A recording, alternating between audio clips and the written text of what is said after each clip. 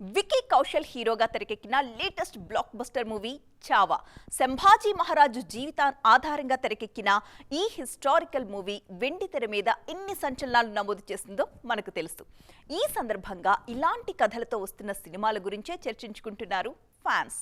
ఇన్నాళ్ళు పెద్దగా చరిత్ర కథల్లో వినిపించని సంభాజీ మహారాజ్ను ప్రతి భారతీయుడికి పరిచయం చేసిన సినిమా చావా.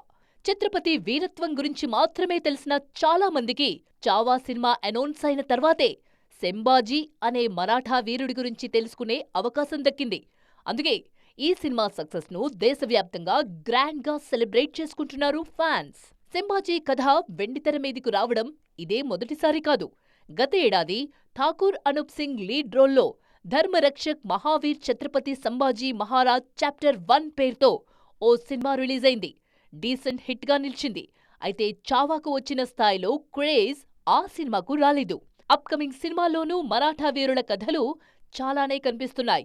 ముఖ్యంగా కాంతారా ఫేమ్ రిషబ్ శెట్టి లీడ్ రోల్లో ఛత్రపతి శివాజీ కథతో ఓ సినిమా రూపొందుతోంది.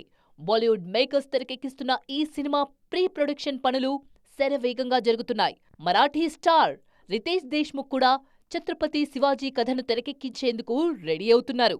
ఆయనే స్వయంగా ఛత్రపతి పాత్రలను నటిస్తూ దర్శకత్వం వహిస్తున్నారు. రాజా శివాజీ పేరుతో తెరకెక్కుతున్న ఈ సినిమాకు సంబంధించి అఫీషియల్ అనౌన్స్మెంట్ కూడా ఇచ్చారు.